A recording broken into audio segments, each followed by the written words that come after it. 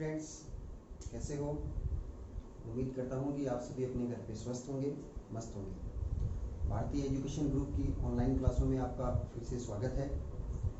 आज अपन बायोलॉजी का एक नया चैप्टर, जो एक नई यूनिट है, उसको अपन स्टार्ट करने जा रहे हैं, जो अपने टोटल 42 चैप्टर्स में से पहला चैप्टर है, फर्स्ट यूनिट का पहला चैप्टर, जिसका नाम है आवर्तबीजी पादपों में जनन, रिप्रोडक्शन इन एंजियोस्पर्मिक प्लांट्स। ये अपनी फर्स्ट यूनिट है। अपने डिवाइडेशन जो है नंबरों का बोर्ड के अंदर ब्लूप्रिंट में, उसमें नंबरों का डिवाइडेशन यूनिट वाइज कर रखा है, न कि चैप्टर वाइज। तो ये पहली यूनिट है जिसके अंदर 4 चैप्टर है अपने, चैप्टर नंबर 1, 2, 3, 4। ये पूरी यूनिट जो है, इसके अधिकतम नंबर जो बोर्ड के अंदर एग्जाम में आएंगे अपने, वो है 4 नंबर। और इस 4 नंबर के अंदर अपने 2 क्वेश्चन आएंगे, एक तो 1 नंबर वाला क्वेश्चन और एक 3 नंबर वाला क्वेश्चन। यानी इस यूनिट का डिवाइडेशन अपना 1+3 में है, जो अपन पहले भी ऑफलाइन क्लास से अपनी जो फरवरी के अंदर चल रही थी, उस टाइम पर समय पर अपन ने काफ़ी सारे चैप्टर्स किए थे, उसके अंदर भी ये सब चीज़ें अपन ने ब्लूप्रिंट को लिखा था। वैसे ही अपन यहाँ पर स्टार्ट कर रहे हैं। तो देखिए क्या है इस चैप्टर के अंदर। चैप्टर का नाम है आवर्तबीजी पादपों में जनन। तो सबसे पहले तो अपन इस चैप्टर के नाम का मीनिंग ही देखते हैं कि क्या होते हैं आवर्तबीजी पादप, क्या होते हैं। जनन के बारे में तो अपन टोटल इन 4 चैप्टरों के अंदर इसी का ही अपन डिस्क्रिप्शन करेंगे। आवर्तबीजी पादप देखो क्या होते हैं। आवर्तबीजी पादप, आवर्तबीजी नॉर्मली अपन इनको एंजियोस्पर्मिक प्लांट कहते हैं। देखो बच्चों, 11th क्लास के अंदर अपन ने पढ़ा था पादपों के अंदर विकास की बात करते हैं, यानी विकसित कैसे हुए पादप। तो उसमें सबसे निम्न श्रेणी के पादप जो हैं वो शैवाल थे। शैवालों के बाद में उनसे विकसित प्रकार के पादप बने ब्रायोफाइट्स, उसके बाद में टेरिडोफाइट्स, उसके बाद में जिम्नोस्पर्म, जिनको अपन अनावर्तबीजी पादप भी कहते हैं, और फिर लास्ट में सबसे विकसित प्रकार के पादप बने एंजियोस्पर्म पादप, जिनको अपन आवर्तबीजी पादप कहते हैं। तो ये विकास का क्रम निम्न श्रेणी से उच्च श्रेणी की तरफ अपन चलते हैं। तो कैसे पादपों का विकास हुआ? सबसे पहले एल्गी, शैवाल, फिर ब्रायोफाइट्स, फिर टेरिडोफाइट्स, फिर जिम्नोस्पर्म, फिर एंजियोस्पर्म, यानी सबसे लास्ट में आए आवर्तबीजी पादप, जो पादप जगत के अंदर सबसे विकसित प्रकार के पादप हैं और सबसे ज्यादा पाए जाने वाले पादप आवर्तबीजी पादप हैं। अब मतलब क्या है आवर्तबीजी पादप का मतलब क्या है? बायोलॉजी के अंदर बहुत सारे शब्द ऐसे आते हैं जिनके नाम के अंदर ही उनका अर्थ रहता है। आवर्तबीजी ऐसे पादप जिनके बीज जो होते हैं वो आवरण युक्त होते हैं, यानी बीजों के चारों तरफ आवरण पाया जाता है। नॉर्मली अपन जो भी अपन फ्रूट खाते हैं, जैसे अपन मैंगो खाते हैं, तो मैंगो के अंदर जो बीज होता है, जो गुठली होती है, वो बीच में होती है। चारों तरफ अपन जो खाने वाला भाग, जो गुद्देदार भाग होता है, वो फ्रूट वॉल, फल भित्ति कहलाता है, जिसको अपन खाते हैं। तो बीज के चारों तरफ आवरण हुआ, ऐसे पादप आवर्तबीजी पादप कहलाते हैं। यानी ऐसे पादप जिनके अंदर फल का निर्माण होता है, फल बनता है। फल कब बनेगा? जब बीज के चारों तरफ आवरण बनेगा तब फल बनेगा। तो इन पादपों के अंदर फल का निर्माण होता है, अर्थात बीज के चारों तरफ आवरण पाया जाता है। अब अपन बात करते हैं इन पादपों के बारे में, बेसिक 2-3 बातें और। ये पादप जो होते हैं पादप जगत के सबसे विकसित प्रकार के पादप हैं। इन पादपों के अंदर अस्पष्ट पीढ़ी एकांतरण पाया जाता है। अस्पष्ट पीढ़ी एकांतरण का मतलब क्या हो जाता है? देखो, पीढ़ी एकांतरण शब्द अपन 11th क्लास में पढ़ चुके हैं। ऐसे पादप जिनके अंदर जीवन चक्र के अंदर 2 प्रावस्थाएं एकांतरित क्रम के अंदर आई।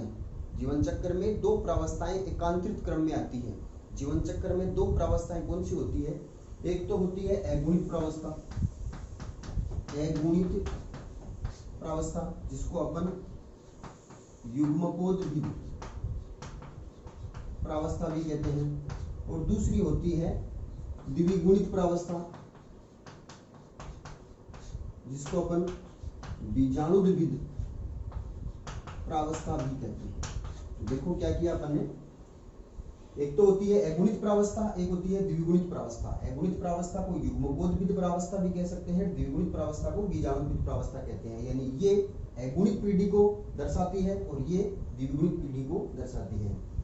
तो इन पादपों के अंदर, आवर्तबीजी पादपों के अंदर, दोनों प्रावस्थाएं जो होती है वो एकांतरित क्रम में आती है। यानी अगुणित प्रावस्था के बाद में फिर द्विगुणित प्रावस्था, फिर अगुणित प्रावस्था, फिर द्विगुणित प्रावस्था।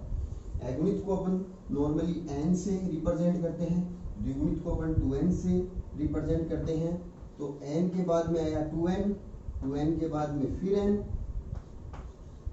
फिर 2n, फिर n, ऐसे लगातार ये जो क्रम चलता है, इस टर्म को, इस प्रक्रिया को पीढ़ी एकांतरण कहा जाता है। क्या कहा जाता है? पीढ़ी एकांतरण।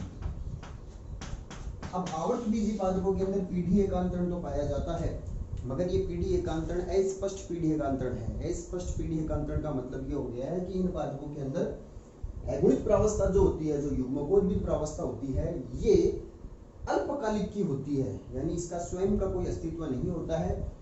ये अपने आप को सर्वाइव करने के लिए, अपने आप को जीवित रखने के लिए आश्रित रहती है द्विगुणित यानी बीजाणुद्वितीय प्रावस्था के ऊपर। अल्पकालिक होती है, कुछ समय के लिए आती है, यानी युग्मक बनते हैं। पादपों के अंदर युग्मकों का निर्माण होता है। अगले 2, 3, 4 चैप्टर अपन लैंगिक जनन पढ़ेंगे। उस लैंगिक जनन के अंदर कैसे पादपों में युग्मकों का निर्माण होता है, उन सभी के बारे में पढ़ेंगे। तो युग्मकों का निर्माण होना अगुणित पीढ़ी को दर्शाता है। युग्मकों का निर्माण कुछ समय के लिए होता है, तुरंत फिर निषेचन की क्रिया हो गई है, द्विगुणित युग्मनज बन गया है, और द्विगुणित युग्मनज बनते ही बीजाणुद्वितीय प्रावस्था चालू हो गई है। तो अल्प समय के लिए होती है, स्वयं का कोई अस्तित्व नहीं रहता, जीवित रहने के लिए इसको बीजाणुद्वितीय प्रावस्था पर आश्रित रहना पड़ता है। जबकि द्विगुणित प्रावस्था जो होती है वो लंबे समय के लिए होती है, और ये स्वयंपोषी प्रावस्था होती है, यानी इसका स्वयं का अस्तित्व होता है। तो कम समय के लिए बनी, स्वयं अस्तित्व नहीं है, बाद में द्विगुणित प्रावस्था लंबे समय के लिए बनी, इसलिए अस्पष्ट पीढ़ी एकांतरण पाया जाता है। क्या पढ़ा अपन ने? दोबारा सुन लो। आवर्त बीजी पादप ऐसे पादप जिनमें बीज जो होते हैं वो चारों तरफ से आवरण युक्त होते हैं, यानी ऐसे पादपों में फल का निर्माण होता है। इन पादपों के अंदर अस्पष्ट पीढ़ी एकांतरण पाया जाता है। पीढ़ी एकांतरण किसे कहते हैं अपन? निरंतर अगुणित युग्मकोद्भिद प्रावस्था और द्विगुणित बीजाणुद्वितीय प्रावस्थाओं का एकांतरित क्रम के अंदर आना पीढ़ी एकांतरण पाया जाता है, कहलाता है। और इन पादपों के अंदर अस्पष्ट पीढ़ी एकांतरण पाया जाता है आवर्त बीजी पादपों में, जिसका मतलब हो गया है कि अगुणित प्रावस्था अल्पकालिक होती है और द्विगुणित प्रावस्था जो होती है वो लंबे समय के लिए आने वाली प्रावस्था होती है। ये बेसिक चीजें हैं, यहाँ से कोई अपने क्वेश्चन नहीं है। इसके बाद में अपन आगे बढ़ते हैं, जनन की बात करते हैं। ये तो इन पादपों के बारे में बेसिक बात होगी। इसके बाद में अपन बात करते हैं इन पादपों में जनन से संबंधित। तो देखो शब्द आया है जनन, इसको अपन रिप्रोडक्शन भी कहते हैं। क्या होता है? एक ऐसी प्रक्रिया जिसके अंदर जीव अपने समान संतति उत्पन्न करते हैं। अपने समान संतति उत्पन्न करने का गुण जो होता है या प्रक्रिया जो होती है उसे अपन जनन कहते हैं। जनन के द्वारा पादप अपने जैव सातत्य को बनाए रखते हैं, यानी अपनी जैव विविधता को बनाए रखते हैं, अपने समान नई पीढ़ी, अपने समान नई संतति उत्पन्न करते हैं। इस प्रक्रिया को जनन कहते हैं। आवर्त बीजी पादप जो होते हैं उनमें जनन जो होता है वो 2 प्रकार का पाया जाता है। प्रकार की बात करते हैं तो 2 प्रकार का जनन पाया जाता है। एक तो होता है लैंगिक जनन और दूसरा होता है लैंगिक जनन। कौन कौन से जनन? एक तो अलैंगिक जनन और एक लैंगिक जनन। इसको अपन कहते हैं एसेक्सुअल रिप्रोडक्शन और इसको बोलते हैं अपन सेक्सुअल रिप्रोडक्शन। 2 प्रकार के जनन है। कौन कौन से? एक तो अलैंगिक जनन और एक लैंगिक जनन। आवर्त बीजी पादपों में पाए जाने वाले जनन के ये 2 प्रकार हैं। इस चैप्टर के अंदर अपन मोस्टली लैंगिक जनन को पढ़ेंगे। लैंगिक जनन की बेसिक चीजें थोड़ी बहुत इस चैप्टर में लास्ट में अपन पढ़ेंगे। उसके बाद में अगले 2 चैप्टर जो हैं, चैप्टर नंबर 2, चैप्टर नंबर 3, पूरे के पूरे लैंगिक जनन पे हैं, क्योंकि लैंगिक जनन थोड़ा सा जटिल प्रकार का जनन होता है। लैंगिक जनन थोड़ा इसकी तुलना में थोड़ा आसान या सिंपल टाइप का रिप्रोडक्शन होता है, इसलिए लैंगिक जनन के अंदर अगले 2 चैप्टर अपने शामिल किए गए हैं। लैंगिक जनन अपन इसी चैप्टर के अंदर पूरा कर देंगे। तो सबसे पहले पढ़ते हैं अपन अलैंगिक जनन। देखो बेसिक नाम आया है तो यहाँ पर अपन थोड़ा सा नाम का मतलब देख लेते हैं। अलैंगिक जनन और लैंगिक जनन क्या होते हैं, दोनों में क्या अंतर होता है। जनन का मतलब देख लिया अपन ने, अब अलैंगिक और लैंगिक का क्या मतलब है। देखो अलैंगिक जनन क्या होता है? ऐसा जनन जिसके अंदर युग्मक निर्माण और युग्मक संलयन की क्रिया नहीं होती हो। युग्मक निर्माण किस प्रकार के विभाजन से होता है? पढ़ाया अपन ने इसमें 11th क्लास के अंदर। युग्मकों का निर्माण अर्धसूत्री विभाजन से होता है। तो युग्मक निर्माण न होना इसका मतलब अर्धसूत्रण यानी अर्धसूत्री विभाजन न होना। और फिर युग्मक का संलयन यानी निषेचन भी नहीं होना, फिर भी संतति का निर्माण हो जाना। संततियां तो बनेगी, जनन तो है ही, संततियों का निर्माण होगा, मगर अगर संतति का निर्माण हो रहा है मगर युग्मकों का निर्माण और युग्मक संलयन की क्रिया न हो तो ऐसा जनन कहलाता है अलैंगिक जनन।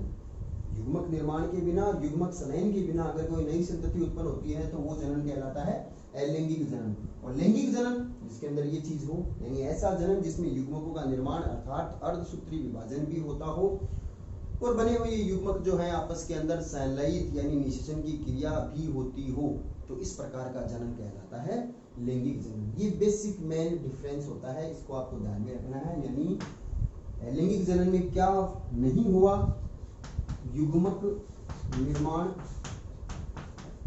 व युग्मक संलयन ये नहीं होता, जबकि लैंगिक जनन के अंदर ये सब होता है। बस ये आपको ध्यान में रखना है, युग्मक निर्माण और युग्मक संलयन की क्रिया लैंगिक जनन में होती है, अलैंगिक जनन में नहीं होती है। अब अपन स्टार्ट करते हैं अलैंगिक जनन के बारे में। तो इन पाठों में अलैंगिक जनन कैसे होता है, बिना युग्मक निर्माण और बिना युग्मक संलयन के नए पादप किस प्रकार से विकसित हो जाते हैं, इसके लिए अपन स्टार्टिंग से बात करते हैं अलैंगिक जनन की। अलैंगिक जनन आवर्त बीजी पादपों में अलैंगिक जनन क्या होता है, एसेक्सुअल रिप्रोडक्शन।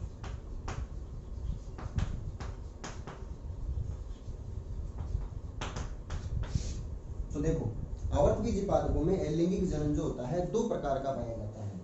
नंबर एक अनिषेक बीजता, अनिषेक बीजता, और नंबर दो है कायिक प्रवर्धन या इसको अपन कायिक जनन वेजिटेटिव रिप्रोडक्शन भी कहते हैं। तो दो प्रकार के अलैंगिक जनन है, अनिषेक बीजता और कायिक जनन। अनिषेक बीजता देखो नाम से पता चल रहा है, यानी पादप का निर्माण तो बीज से ही होगा, और अपन को बेसिकली अपन ये जानते हैं कि बीज का निर्माण कैसे होता है, बीज कैसे बनता है। बीज जब दो नर और मादा युग्मकों का संलयन हो यानी निषेचन हो, उसके बाद में युग्मनज बनता है, युग्मनज से आगे चल करके बीज का निर्माण होता है, तो वो तो लैंगिक जनन हो गया। फिर युग्मक निर्माण युग्मक संलयन हो रहा है, मगर ऐसा नहीं। कई बार असामान्य परिस्थितियां बनती है पादपों के अंदर जिनमें बीज का तो निर्माण हो रहा है, मगर ऐसे बीज जो है वो बिना निषेचन के बने हैं। यानी पादपों का निर्माण तो बीज से ही होगा, जमीन में अपन जैसे बीज लगाते हैं उस बीज से ही पादप बनेगा, मगर वो बीज कैसे बना है, वो बीज बिना युग्मक निर्माण और बिना युग्मक संलयन के बना होता है। यानी बिना निषेचन के जो बीज तैयार होते हैं और उन बीज से नए पादप अपन जब तैयार करते हैं तो उस प्रक्रिया को कहते हैं अनिषेक बीजता। एक असामान्य प्रक्रिया है, पादपों में कभी कभी ऐसी पाई जाती है कि बीज बन रहे हैं मगर वो बीज बिना निषेचन के बने हैं, और ऐसे बीज से अपन अगर नया पादप तैयार करते हैं तो उस प्रक्रिया को कहते हैं अनिषेक बीजता। इस टॉपिक को अपन चैप्टर नंबर 4 चौथे चैप्टर के अंदर डिटेल से स्टडी करेंगे। यहाँ पर इसकी सिर्फ परिभाषा है कि अनिषेक बीजता क्या होती है, और वो परिभाषा भी अपन चौथे चैप्टर के अंदर फिर से दोबारा से पढ़ेंगे। यहाँ पर अपन को कायिक जनन के बारे में पढ़ना है, जो अलैंगिक जनन का एक प्रकार है पादपों में पाया जाने वाला कायिक जनन। तो कायिक जनन क्या होता है डिटेल से अपन स्टडी करते हैं। कायिक प्रवर्धन बोल दो या कायिक जनन बोल दो, एक ही बात है। कायिक जनन पादपों के कायिक भाग कौन से होते हैं, पादपों की कोई भी शरीर के कोई भी कायिक भाग जैसे जड़ है, तना है, पत्ती है, इनका कोई भी एक टुकड़ा लिया और जमीन के अंदर अपन ने लगा दिया, नया पादप विकसित हो गया। इस प्रकार का जनन जो होता है वो कायिक जनन कहलाता है।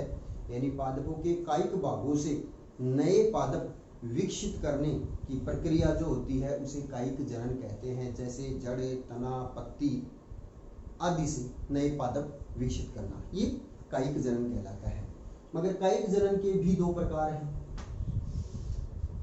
एक तो होता है प्राकृतिक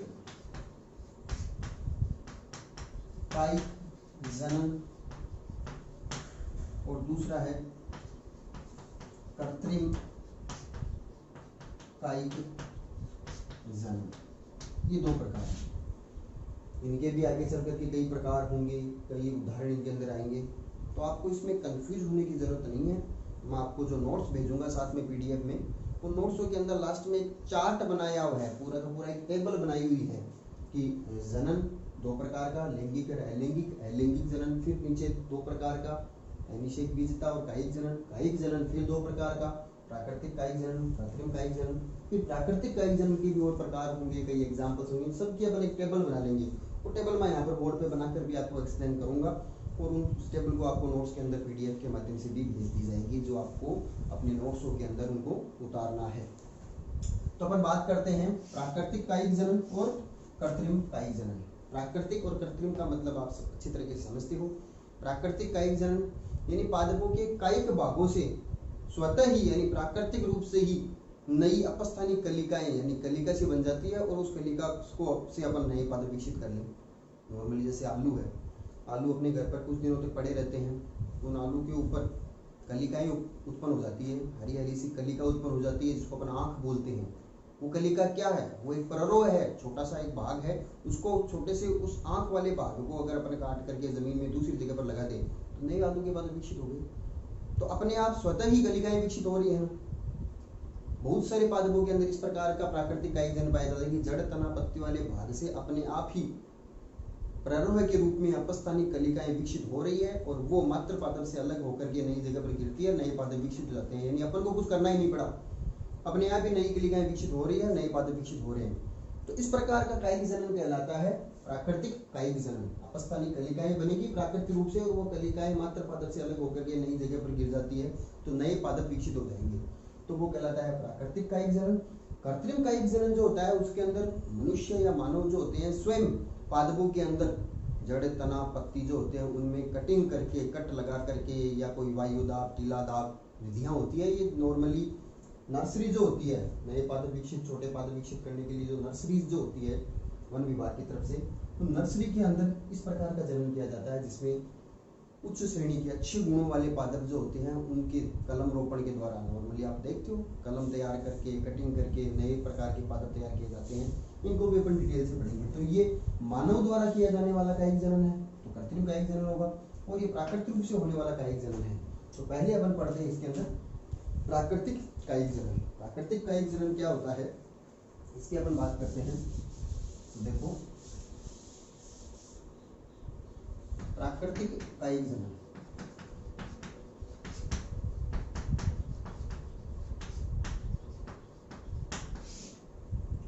प्राकृतिक कायिक जनन यानी पादपों के कायिक भागों से प्राकृतिक रूप से ही नए पादप विकसित होना। इसके अंदर कायिक भाग मैंने आपको बताया था जड़ तना पत्ती आदि के द्वारा। तो इसके अंदर सबसे पहले अपन देखते हैं तने द्वारा। तने द्वारा किस प्रकार से प्राकृतिक रूप से नए पादप विकसित होते हैं। अब तने इस प्रकार के पादप, कई पादप ऐसे होते हैं जिनके अंदर तने जो होते हैं रूपांतरित हो जाते हैं, यानी रूपांतरित तने कहलाते हैं वो, और ऐसे तनों से फिर नए पादप विकसित होते हैं। तो ये रूपांतरित तने कौन कौन से हो सकते हैं? 3 प्रकार के तने होते हैं, भूमिगत तने, अर्धवायवीय तने और तीसरे हो जाते हैं वायवीय तने। क्या होते हैं? देखो भूमिगत तने यानी तना है मगर जमीन के अंदर है, जैसे जड़ें होती है ना वैसे तना है वो जमीन के अंदर वृद्धि कर रहा है मगर वो है तना, तो ऐसे तने भूमिगत तने। अर्धवायवीय तने यानी भूमि से ऊपर है मगर पूर्णतया वायुमंडल में हवा में नहीं है, यानी जमीन की सतह के ऊपर इस प्रकार से क्षैतिज वृद्धि करते हैं, रेंगने वाले तने होते हैं ये। तो ऐसे तने कहलाते हैं अर्धवायवीय तने, यानी पूर्ण रूप से वायु में भी नहीं है, पूर्ण रूप से जमीन में भी नहीं है, सतह के ऊपर पाए जाते हैं, तो अर्धवायवीय तने हो गए। और तीसरे वायवीय तने जो नॉर्मली अपन देखते हैं जो सीधे वृद्धि करते हैं और वायवीय भागों में यानी ऊपर की तरफ पाए जाते हैं, वो वायवीय तने हो गए। तो भूमिगत तने ऐसे कौन कौन से पादप हैं जिनमें भूमिगत तने हैं और उन भूमिगत तनों से फिर कायिक जनन के द्वारा नए पादप विकसित होते हैं। तो देखो कायिक जनन के अंदर पादप के कायिक भागों से नए पादप विकसित होते हैं, मगर उस भाग का नाम क्या होगा जिसके द्वारा नया पादप विकसित होगा, यानी जैसे आलू है, एक भूमिगत तना है, मगर उसके अंदर भी आंख वाला भाग जो होता है, जिसको अपन काट करके नई जगह पर लगा करके नए पादप तैयार करते हैं, उसको बोलते हैं कायिक प्रवर्धन, यानी जिसका प्रवर्धन करके नया पादप विकसित करेंगे। तो कायिक भाग और उसका कायिक प्रवर्धन दो अलग अलग चीजें हो गई है। आलू एक भूमिगत तना है जिसको अपन प्रकंद कहते हैं। अब प्रकंद का आंख वाला भाग जो है वो कायिक प्रवर्ध कहलाता है, जिससे अपन नए पादप विकसित करते हैं। तो भूमिगत तनों के कई रूपांतरण होते हैं। रूपांतरण की बात करें अपन तो कौन कौन से रूपांतरण हो सकते हैं, देखो कौन कौन से रूपांतरण हो सकते हैं। कंद, तो ये आलू का जो भूमिगत रूपांतरण है उसको कंद कहते हैं। प्रकंद, घनकंद और शल्ककंद। क्या है ये चार रूपांतरण है। भूमिगत तने के चार रूपांतरण होते हैं, कंद, प्रकंद, घनकंद और शल्ककंद। अब इनके एग्जांपल्स कर दो, यानी भूमिगत रूपांतरण में कंद का एग्जांपल क्या हो गया है, आलू। आलू जो है, जो जमीन के अंदर लगता है पादप से, वो भूमिगत तना है, और भूमिगत तने का उसका रूपांतरण का नाम क्या है, उसको कंद कहा जाता है। जैसे ये अपन बात करते हैं आलू, ये कंद है। अब इसके अंदर कायिक प्रवर्ध भाग कौन सा हो जाता है, उसके अंदर अपन देखते हैं कि कई जगह के ऊपर इस प्रकार से छोटी छोटी हरी हरी पत्तियां से उगने लग जाती है जगह जगह के ऊपर, जिसको अपन आंख कहते हैं। ये वाला जो भाग होता है, ये वाला भाग कायिक प्रवर्ध भाग है, जिसको अपन आंख कहते हैं, या इसी को अपन कायिक प्रवर्ध कहेंगे। इस वाले भाग को अगर अपन आलू से काट करके और नई जगह पर लगा दें तो नया आलू का पादप तैयार हो जाता है। तो ये आलू जो है, इसका रूपांतरण का नाम क्या हो गया है, कंद। इसी प्रकार से प्रकंद के अंदर एग्जाम्पल अदरक है, हल्दी है, ये एग्जाम्पल हो गए प्रकंद में। घनकंद के अंदर एग्जाम्पल अपन दे सकते हैं जमीकंद,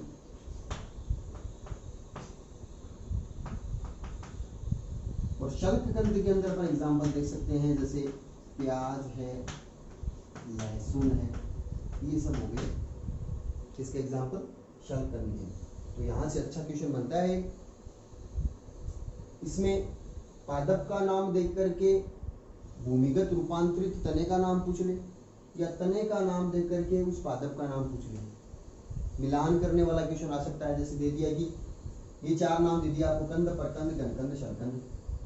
इनके भूमिगत रूपांतरित वाले पादपों के नाम लिखो, तो आपको लिखने पड़ेंगे कि आलू, अदरक, जमीकंद और प्याज। ये दे दिए कि आलू, अदरक, जमीकंद, प्याज, इनके भूमिगत रूपांतरित तनों के नाम लिखिए, तो आपको ये सभी नाम लिखने पड़ेंगे। तो ये एग्जाम्पल ध्यान में रखने हैं। और उसके बाद में है अर्धवायवीय तने। अर्धवायवीय तनों के अंदर अपन एग्जाम्पल लेते हैं, तो कौन कौन से होते हैं, देखो यहाँ पर भी चार प्रकार के रूपांतरण होते हैं। अंतःभूस्थारी,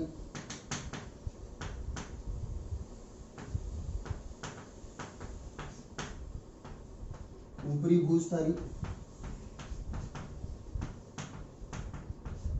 भूविस्तारी और भूविस्तारिका। चार एग्जाम्पल। यहाँ पर भी एग्जाम्पल अंतर्भूस्थारी के अंदर एग्जाम्पल हो जाएगा पुदीना, ऊपरी भूस्थारी के अंदर एग्जाम्पल हो जाएगा दूब, घास, भूस्थारी के अंदर एग्जाम्पल हो जाएगा स्ट्रॉबेरी, और भूस्थारिका में एग्जाम्पल हो जाएगा जलकुंभी। अंतर्भूस्थारी में एग्जाम्पल पुदीना, ऊपरी भूस्थारी के अंदर दूब घास, भूस्थारी के अंदर स्ट्रॉबेरी और भूस्थारिका में जलकुंभी। इस प्रकार अगला तना अपन देखते हैं वायवीय तने। वायवीय तनों के अंदर अपन नॉर्मली अपन देखते हैं नागफनी, एग्जाम्पल हो जाएगा, इसमें अलग से कोई रूपांतर नहीं है। नागफनी,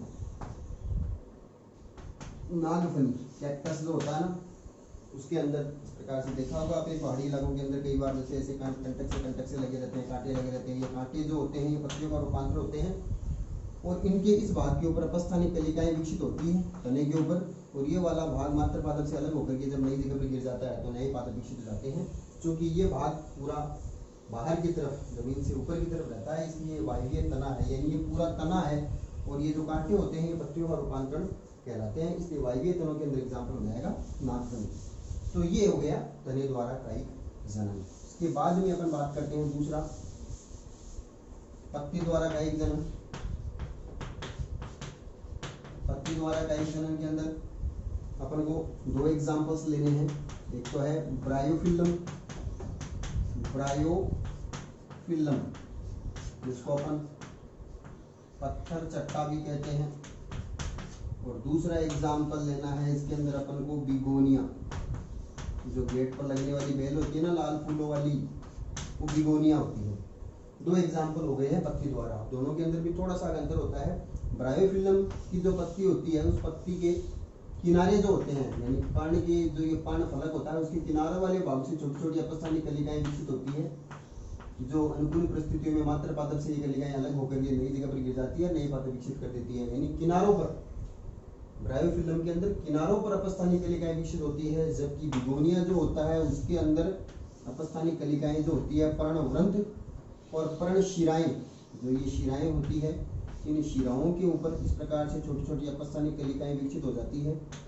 यहाँ पर मुख्य शिरा के ऊपर, पार्श्व शिराओं के ऊपर भी, पर्णवृंत के ऊपर भी ऐसी छोटी छोटी कलिकाएं विकसित होती है, जो मात्र पादप से अलग होकर के नई जगह पर गिर जाती है और नए पादप को विकसित कर देती है। तो पर्णवृंत और शिराओं में तो एग्जाम्पल आ जाएगा बिगोनिया, और किनारों के ऊपर, पत्तियों के किनारों से अपस्थानिक कलिकाएं विकसित होने का एग्जाम्पल आ जाएगा ब्रायोफिल्लम या पत्थर चट्टा। अब उसके बाद में अगला अपन देखते हैं तीसरा, जड़ द्वारा कायिक जनन। जड़ द्वारा कायिक जनन के अंदर अपन बात करते हैं तो बहुत सारे पादप है जिनमें जड़ों के अंदर अपस्थानिक कलिकाएं विकसित होती है, और उन अपस्थानिक कलिकाओं वाली जड़ों को काट करके अपन अलग जगह पर लगा दें तो नया पादप विकसित हो जाता है। जैसे अपन बात करते हैं नीम है, चमेली है, ये ऐसे पादप हैं जिनको अपन काष्ठीय पादप कहते हैं, यानी मोटे काष्ठीय पादप होते हैं जिनमें मोटे काष्ठ का निर्माण होता है। ऐसे पादपों के अंदर जड़ों द्वारा कायिक जनन होता है।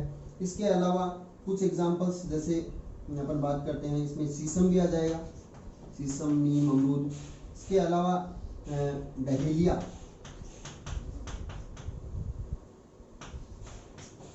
एस्पेरेगस,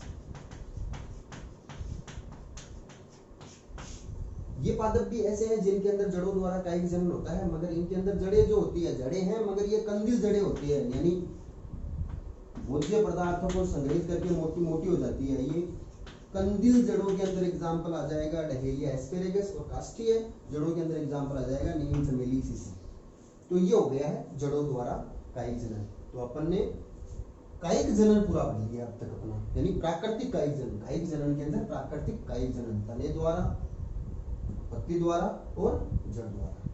अगले वीडियो के अंदर अपन पढ़ेंगे कृत्रिम कायिक जनन। नर्सरी के अंदर किस प्रकार से कटिंग की जाती है, नए पादप विकसित करने के लिए कलम का निर्माण किया जाता है, ये सब हम अगले वीडियो के अंदर पढ़ेंगे। तो उम्मीद करता हूँ कि आज का जो वीडियो है, आज के जो टॉपिक्स मैंने पढ़ा है आपको समझ में आ गए होंगे। कोई भी अगर आपको दिक्कत हो, कोई प्रॉब्लम हो, तो आप अपनी जो ऐप है उस ऐप के थ्रू डाउट पूछ सकते हैं, चैटिंग करके पूछ सकते हैं, फ़ोन करके पूछ सकते हैं, किसी भी प्रकार की प्रॉब्लम हो। और ये जितना मैंने पढ़ाया है उसकी आपको PDF के माध्यम से नोट्स मिल जाएंगे, जिसको आपको अपनी फेयर नोटबुक के अंदर उतारने हैं। Thank you.